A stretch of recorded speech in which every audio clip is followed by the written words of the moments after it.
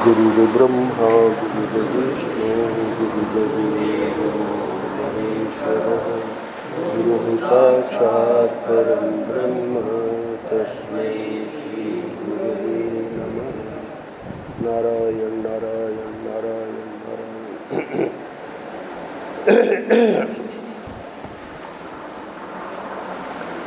11 सितंबर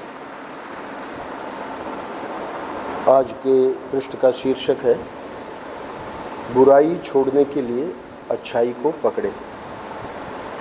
पृष्ठ लिया गया है परम पूज्य महाराज श्री के श्रीमद् भगवद गीता के 7वें अध्याय यानी ज्ञान विज्ञान योग पर जो बम्बई में प्रवचन हुए, उन प्रवचनों को फिर लिख लिया गया। तो महाराज श्री उस श्लोक की व्याख्या कर रहे हैं जहाँ भगवान ने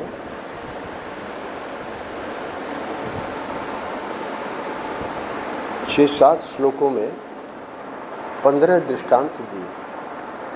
परम पूज्य महाराज श्री कहा करते थे कि ये दृष्टांत पंचदशी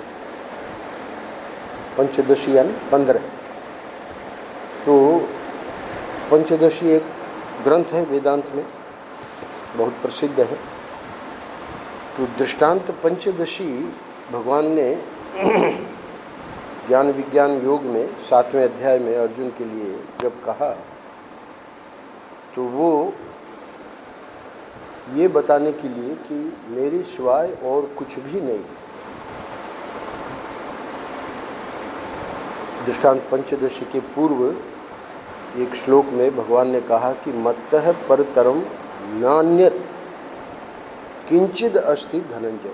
हे धनंजय, मेरे से पर यानी मेरे से अन्य, मत्तः परतरम न अन्यत किंचिद अस्ति धनंजय।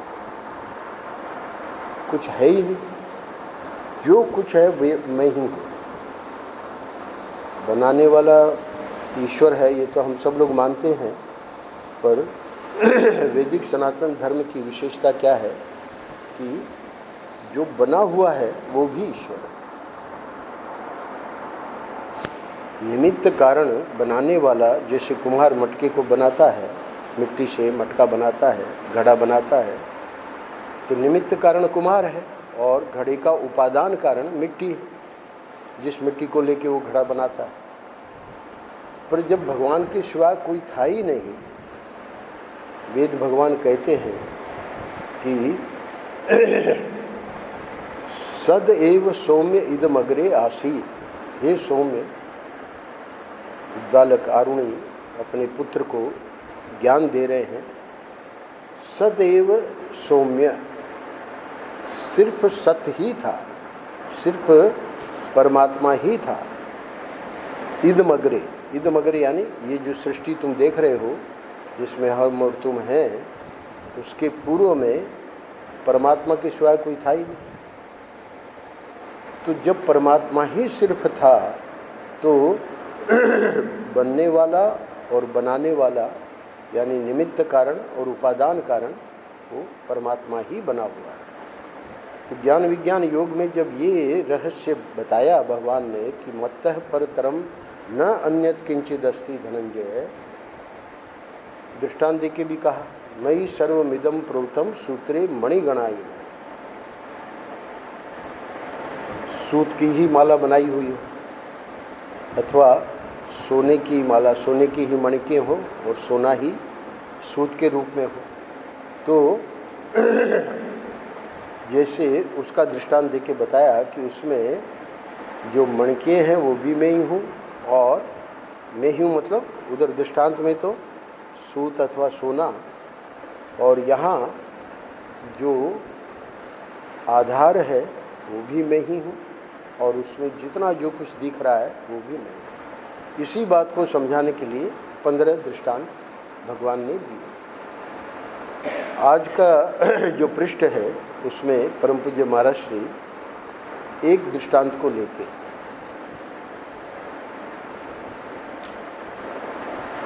काम राग विवर्जितम धर्मा विरुद्धो भूतेषु कामोस्मि भरतर्षभ। बलम बलवताम चाहम काम राग विवर्जितम धर्मा विरुद्धो भूतेषु कामोस्मि भरतर्षभ।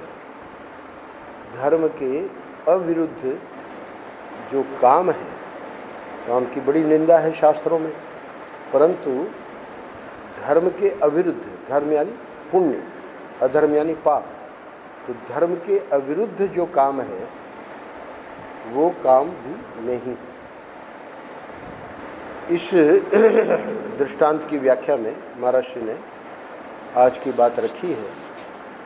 महर्षि ने बताया है कि जब भगवान ने ये बात कही तो धर्मा विरुद्धो भूतेषु कामोस्मि भरतर्षभ, काम भी मैं हूँ पर धर्म के अविरुद्ध, तो पुण्य काम भगवान है। अच्छा, तो पुण्य काम भगवान है तो पुण्य शब्द भी भगवान है। शब्द खे पौरुषम नृषु, शब्द को भी अपना ही स्वरूप बताया। तुम्हें भगवान ने यह शब्द जो दिया है, बोलने की जो शक्ति दी है, वाक दिया है, इसके द्वारा तुम पुण्य बोलो, अपुण्य मत बोलो। तो यही पर महर्षि बता रहे हैं कि अब ये देखो, आज का शीर्षक है बुराई छोड़ने के लिए अच्छाई को पकड़े। तो प्रतिदिन महर्षि जाते थे प्रेमपुरी में, कोई न कोई प्रश्न पूछ लेता था प्रवचन के पहले ही। तो अब ये देखो, एक ने अभी पूछा है कि बुराई छोड़ने की कोशिश करते हैं तो वह और ज़्यादा याद आती है, और भक्ति अगर छोड़ देते हैं तो वह बिल्कुल दूर हो जाती है।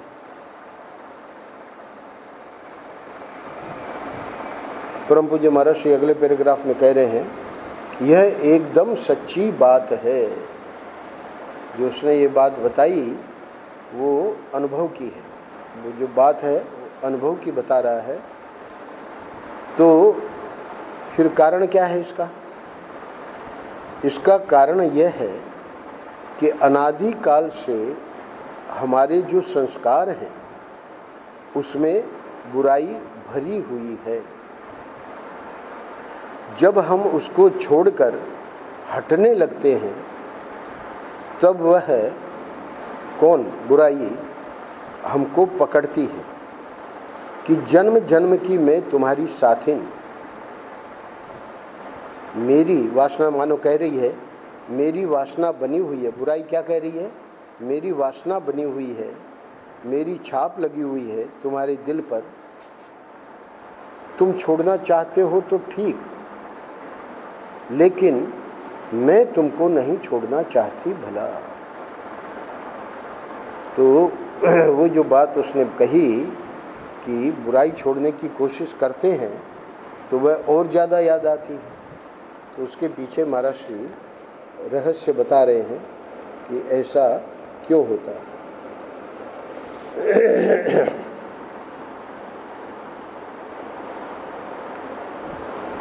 यहाँ मूल में जो कि क्योंकि 2 पृष्ठों का एक पृष्ठ में किया गया है, जैसे कोई पति अपनी पत्नी को तलाक देने लगे, आपके उसमें नहीं है, छोड़ने लगे, तो वह आकर फेंटा पकड़े कि तुम तो हमको छोड़ना चाहते हो, लेकिन मैं तुमको छोड़कर कहाँ रहूँगी। इस दृष्टांत को देकर फिर उसी बात को दोहरा रहे हैं कि बुराई जो है वह अपने आश्रय को आकर पकड़ती है कि तुमने जन्म जन्म मेरा साथ किया है, तुम छोड़ना चाहते हो तो ठीक, लेकिन मैं तुमको नहीं छोड़ना चाहती भला। अच्छा, आगे देखिए क्या कह रहे हैं। तीसरे पैराग्राफ में कह रहे हैं महर्षि, बुराई आती है स्वभाव से और भक्ति। उसने प्रश्न पूछा था कि भक्ति अगर छोड़ देते हैं तो वह बिल्कुल दूर हो जाती है। तो भक्ति के बारे में बता रहे हैं, भक्ति स्वभाव से नहीं आती, उसको करना पड़ता है भला। उसका अभ्यास करना पड़ता है। सात्विक सुख के लिए अभ्यास करना पड़ता है, तामसिक और राजसिक सुख के लिए अभ्यास नहीं करना पड़ता। तो स्वामी रामसुखदास जी महाराज कहा करते थे कि अनादि जन्मों से हम ये तामसिक और राजसिक जीवन जीते आए हैं। ये तो ठाकुर जी की कृपा हुई है कि इस जीवन में थोड़ा सत्संग आदि कर रहे हैं। तो इसलिए महर्षि ने समझाया कि सात्विक सुख के लिए अभ्यास करना पड़ता है। अभी उसका अभ्यास हमारा बना नहीं है। जो अभ्यास बना हुआ है अनादि जन्मों से, वो रासिक और तामसिक जो हमारा स्वभाव है, जिस प्रकार का सुख हम जानते हैं कि इसमें आसानी है, इसमें कोई ज़्यादा अभ्यास की ज़रूरत है नहीं, क्योंकि पुराना अभ्यास पड़ा हुआ है। तो इसलिए उसके लिए अभ्यास नहीं करना पड़ता। तो बुराई क्या है? राजसिक और तामसिक अभ्यास। और भक्ति क्या है? सात्विक अभ्यास। अच्छा, अब अगले पैराग्राफ में भक्ति के लिए क्या क्या करना पड़ेगा। भक्ति तो हमें अभ्यास करके शास्त्र संप्रदाय के अनुसार गुरु से सीख करके अपने जीवन में कसकर बैठाने की है। अभी चूंकि कसकर नहीं बैठी है, इसलिए और अभ्यास करते जाना है। और जब तक वो कसकर नहीं बैठ जाए भक्ति, है ना, तब तक शास्त्र संप्रदाय के अनुसार गुरु से सीख करके गुरु के जीवन को देखें, गुरु कैसे अपने जीवन को सात्विक बनाए, विशुद्ध सात्विक। तो अब बात क्या हुई? वही बात उसने कही कि भक्ति को अगर छोड़ देते हैं तो बिल्कुल दूर हो जाती है। तो महर्षि समझा रहे हैं, इसलिए उसको छोड़ दोगे तो दूर हो जाएगी। क्यों? क्योंकि अभी जीवन में कसकर आई नहीं, और बुराई तो पहले से ही जीवन में बैठी हुई है। ऐसी स्थिति में बुराई छोड़ने का अभ्यास दृढ़ता से करना पड़ता है। यानी दोनों बातें बता दी। बुराई को छोड़ने का अभ्यास दृढ़ता से करना पड़ेगा, और भक्ति को कसकर जीवन में बैठाना पड़ेगा। तो इसी बात को भगवान ने, महर्षि ने भगवान के द्वारा 18वें अध्याय में जो बात कही गई उसका यहाँ उद्धरण दिया है, जो यहाँ मैं नहीं ले पाया।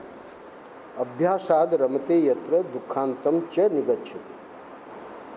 सात्विक सुख के लिए अभ्यास करना पड़ता है।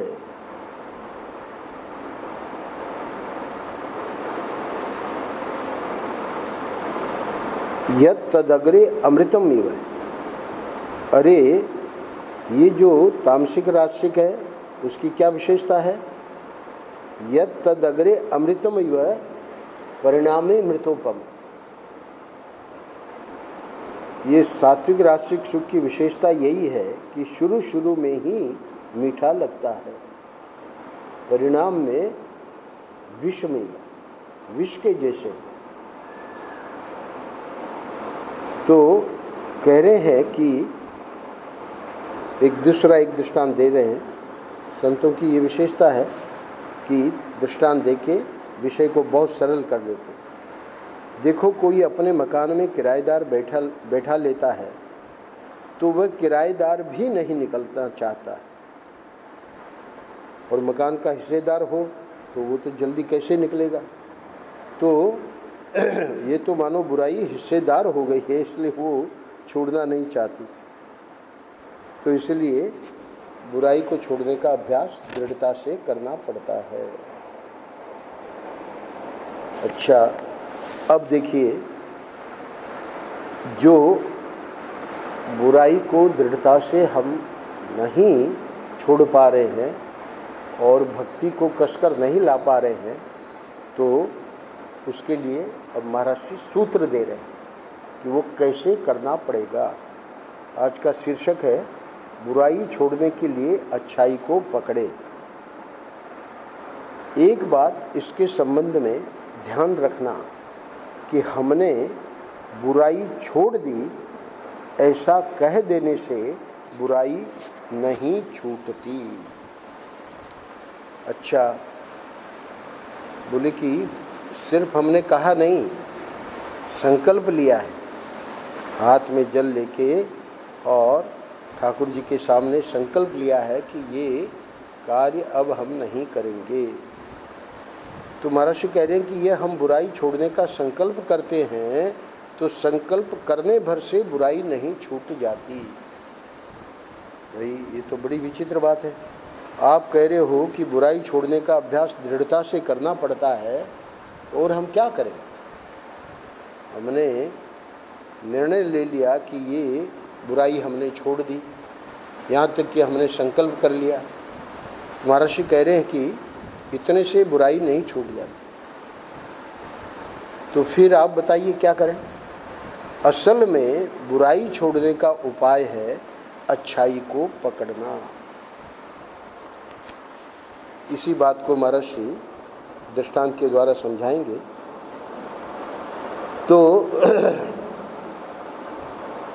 महर्षि कह रहे हैं कि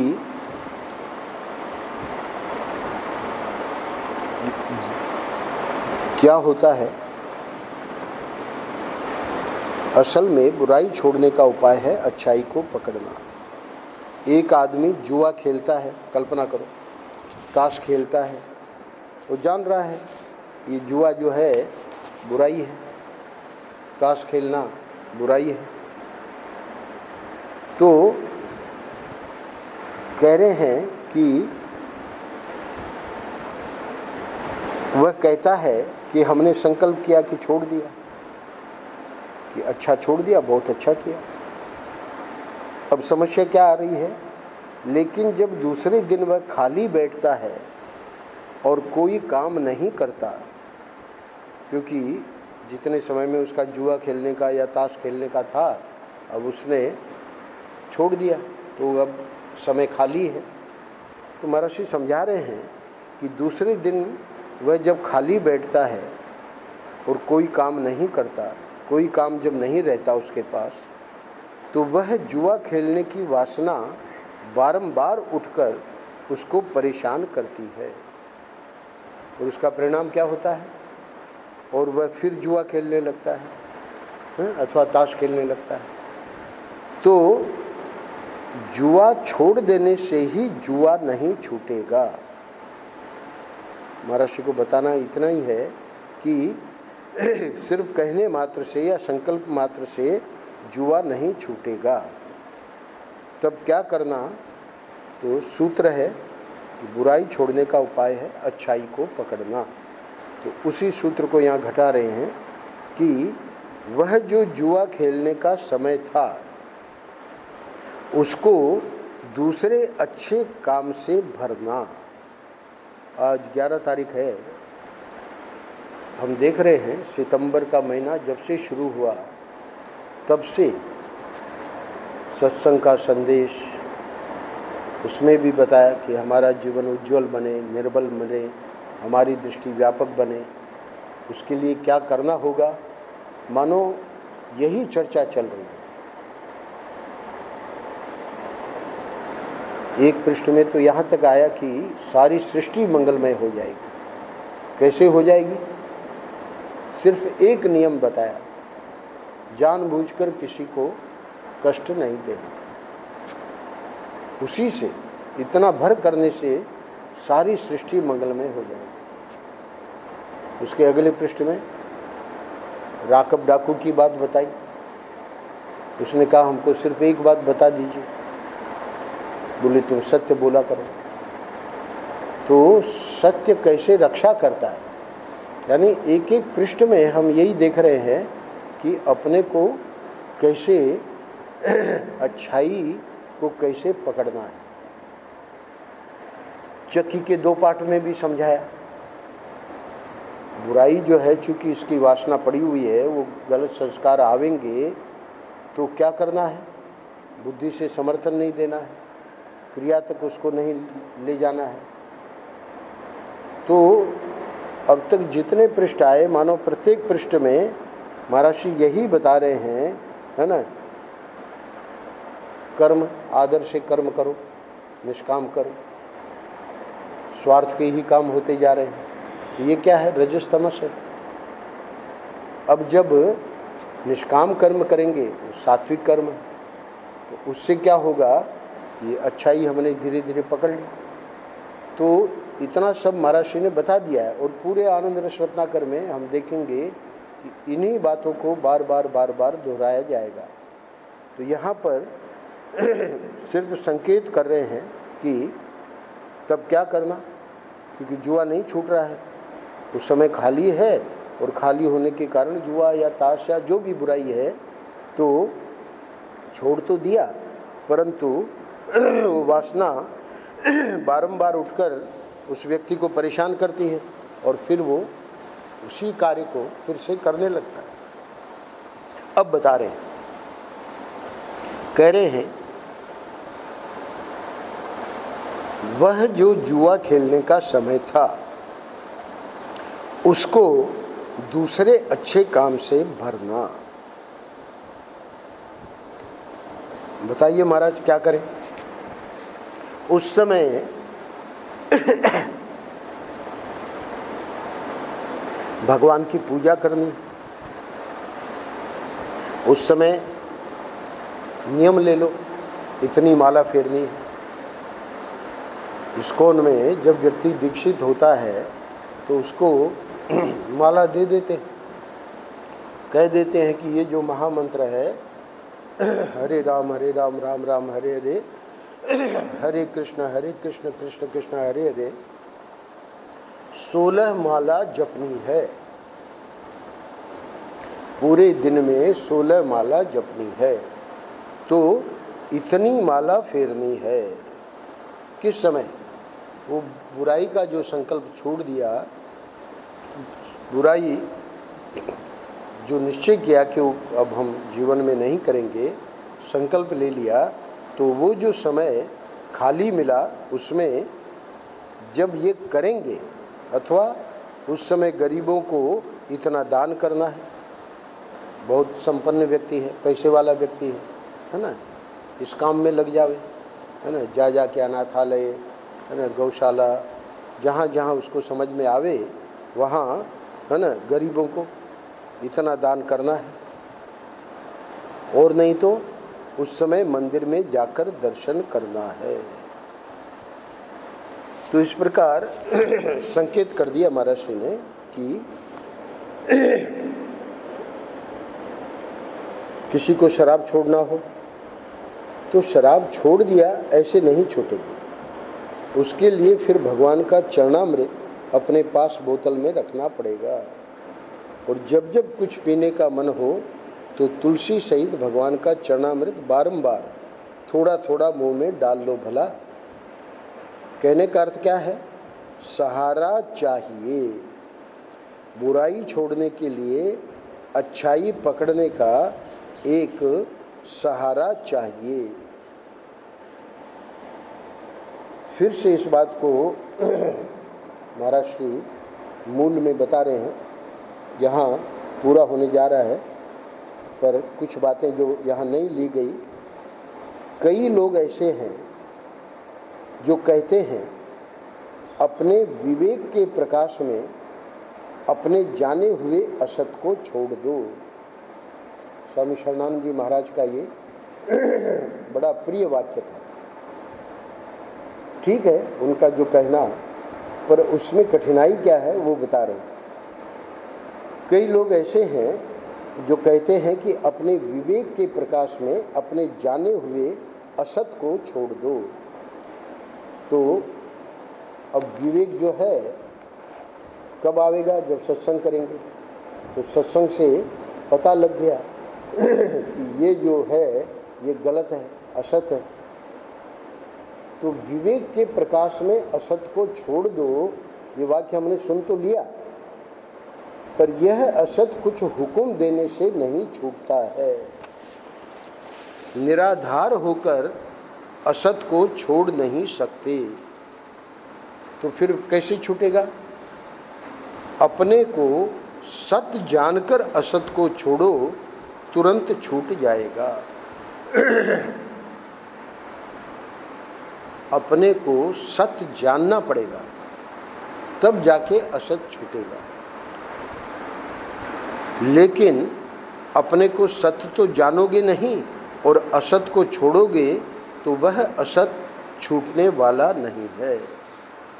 यानी ये सत्य को जानना जो है, उसी के लिए ये इतना सब साधन भजन है।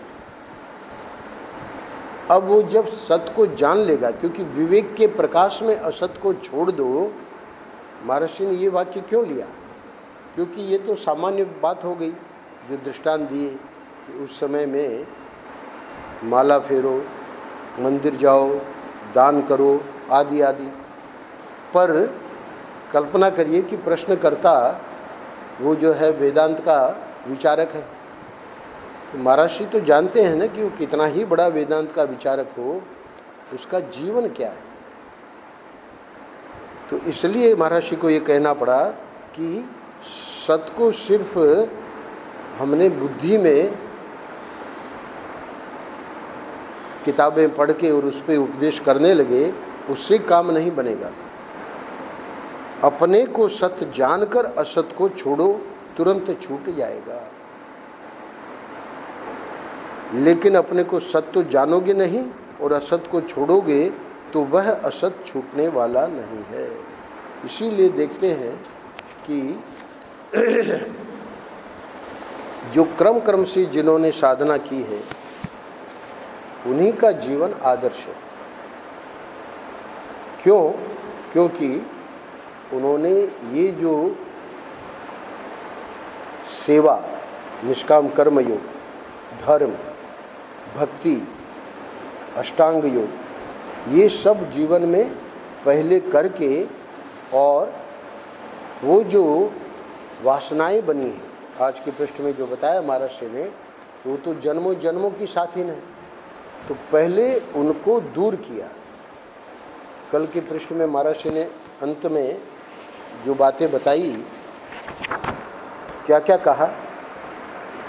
कहने का अभिप्राय यह है कि तुम अपने गुरु को गुरु मानो, अपने इष्ट को इष्ट मानो, अपने मंत्र को मंत्र मानो, और अपने जीवन में कर्म में नियंत्रण, भोग में नियंत्रण, इंद्रिय में नियंत्रण, इच्छाओं में नियंत्रण, स्थितियों में नियंत्रण और सुख एवं दुख में नियंत्रण की स्थापना करो। तो ये जो स्थापना है वो करने का एक क्रम है, उसी को सद्गुरु बताते हैं। वेदांत की रुचि है, उनको कहेंगे, कहो मतलब करो, विचार करो, खूब जम के विचार करो। पर जब तक कठोपनिषद में मंत्र आया है, ना विरतो दुश्चरितात, ना शांतो ना समाहितात, ना अशांत मानसो वापी प्रज्ञा नैव मापनुयात्, ये सिर्फ बुद्धि से नहीं चलेगा। जब तक वो अपना जो दुष्चरित्र है उससे विरत नहीं होगा।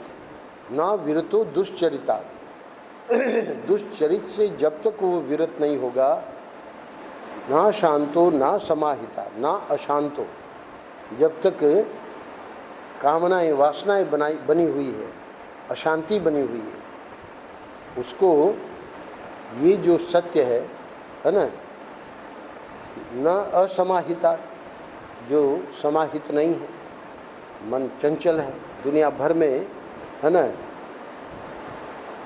वासनाएं जो है उसको घुमा रही है।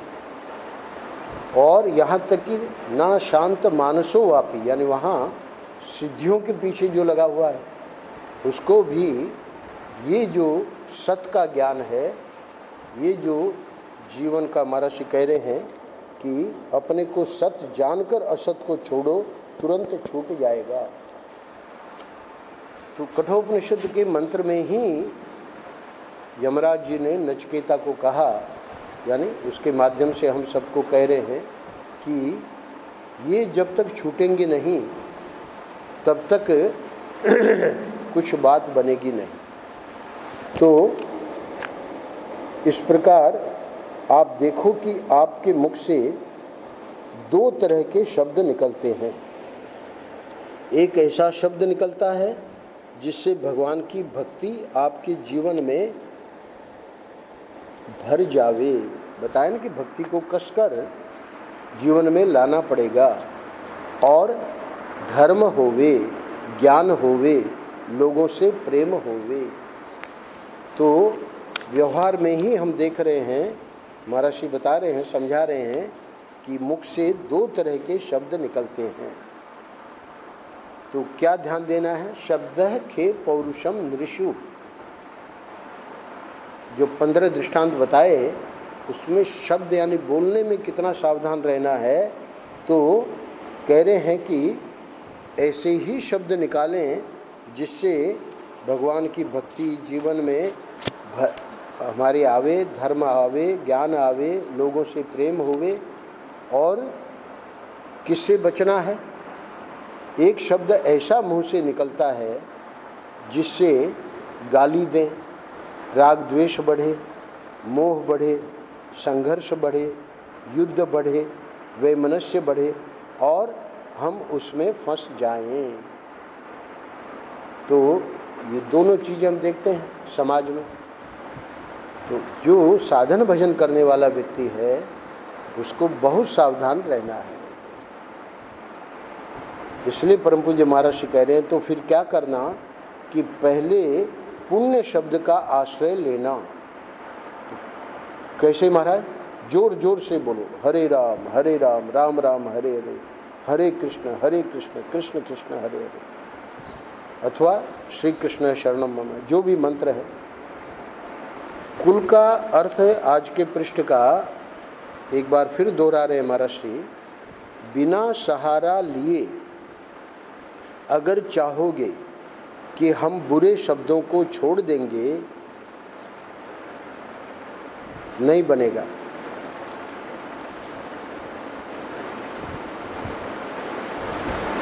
अब कहो कि एकाएक तुमने बोलना ही छोड़ दिया, तो बहुत से लोग मौन हो जाते हैं। ये कोई उसका समाधान नहीं है। क्यों? क्योंकि मौन, वाणी का मौन जो है, उससे मन तो नहीं शांत हुआ ना, मन में तो दुनिया भर का बवाल है।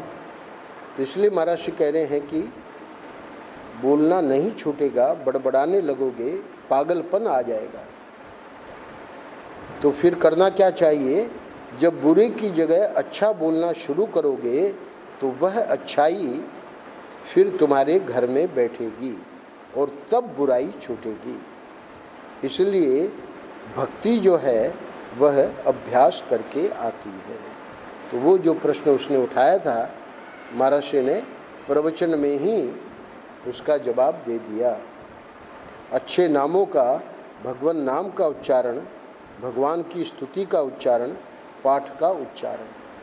कई दिनों से राम भैया का जो प्रसंग चल रहा है इसी विषय को लेकर चल रहा है। 64 बातें गिनाई हैं, तो एक एक करके वे उसके ऊपर व्याख्या कर रहे हैं। यहाँ तो परम पूज्य महाराज श्री ने संक्षेप में ही बताया है। श्री चैतन्य महाप्रभु का मत है नामोच्चारण प्रधान है, और श्री वल्लभाचार्य जी का मत स्तुति उच्चारण प्रधान है। श्री शंकराचार्य आदि का जो पक्ष है वो जप प्रधान है। तो इसमें करना क्या है? पाठ जो लोग करते हैं तो महाराज श्री उसके लिए बताते हैं कि पाठ जो है वह सामने भगवान बैठे हुए हैं, उनको सुनाना है भला, और सुनाकर अपने को शुद्ध करना है। क्योंकि अनुभव करना है, जैसे बालक को कहानी सुनाते हैं वैसे सुनाना। और भगवान का जो नाम लेकर कीर्तन करते हैं तो वो कैसे करना? जैसे दूर बैठे हुए भगवान को पुकारना, व्याकुल होना।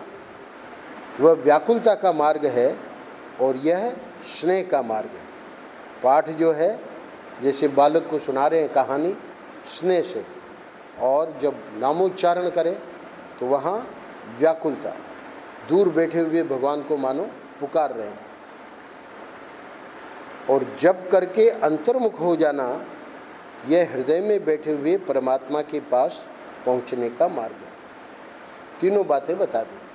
पाठ कैसे करना चाहिए, और नामोच्चारण जोर जोर से जब करें तब क्या भाव होना चाहिए, और जब करें तो जप करके अंतर्मुख हो जाना, यह हृदय में बैठे हुए परमात्मा के पास पहुँचने का मार्ग है। अंतर्मुखता का मार्ग है जप, और भगवान को पुकारने का मार्ग है संकीर्तन, और सामने बैठे हुए जो भगवान हैं उनको खुश करने का मार्ग है, सामने राधा गिरधर गोपाल बैठे हुए है ना, तो उनको खुश कैसे करना, स्तुति, उनकी लीला, उनके भक्तों की कथा बारंबार उसको सुना। तो ये महर्षि ने यहाँ आगे चल के, जो कि आज के पृष्ठ में हम नहीं ले पाए, महर्षि ने बस खाली यहाँ संकेत कर दिया है, इसीलिए नीचे पुस्तक का नाम दे दिया है कि जिसकी रुचि हो तो उस प्रसंग को वहाँ मूल में पढ़ ले। तो यहाँ इतना ही संकेत कर दिया कि उस समय माला फेरनी है, उस समय गरीबों को इतना दान करना है, उस समय मंदिर में जाकर दर्शन करना है। वह दुनिया के लिए तुम्हारे पास जो समय निश्चित था, जब उसे दूसरे अच्छे काम से भर दोगे तब जुआ खेलना छूटेगा। तो दुनिया के लिए मतलब अपने वो जो मित्र आते थे उनके साथ ताश खेलते थे या जुआ खेलते थे। ताश में भी लोग जुआ खेल लेते हैं। तो वो जो पहले जब बुराई थी जीवन में, तो वो जो समय निश्चित था, जब उसे ये हो गया आधार, दूसरे अच्छे काम से भर दोगे तब जुआ खेलना छूटेगा। क्योंकि उसका प्रश्न ये था कि बुराई छोड़ने की कोशिश करते हैं तो वह और ज़्यादा याद आती है, यानी वो नहीं छूटती। तो उसका छूटने का तरीका महर्षि ने बता दिया। अब अंत में कह रहे हैं, अब यदि समय को अच्छे काम से भरोगे नहीं, अच्छाई का सहारा नहीं लोगे, तो केवल छोड़ देने से वह नहीं छूटेगा। इसीलिए आप देखो बहुत से लोग माला रखते हैं, माला झोली और अपना जप करते रहते हैं। तो उनके लिए बहुत आसान है, क्योंकि कोई आएगा गप लगाने के लिए, देखेगा माला फेर रहे हैं, चला जाएगा। कुछ ऐसे भी हैं जो माला भी फेरते रहते हैं, गप लगाते रहते हैं, उनकी मैं बात नहीं कर रहा हूँ, है ना। वो जो अपने को बचाना चाह रहे हैं बुराई से, उसका वो ही तरीका है। इसलिए महर्षि कह रहे हैं कि अब यदि समय को अच्छे काम से भरोगे नहीं, अच्छाई का सहारा नहीं लोगे, तो केवल छोड़ देने से वह नहीं छूटेगा। उसके लिए बढ़िया काम का सहारा लेना पड़ेगा। ये क्या है? उसके छोड़ने का तत्व है भला। नारायण नारायण नारायण। श्री राम जय राम।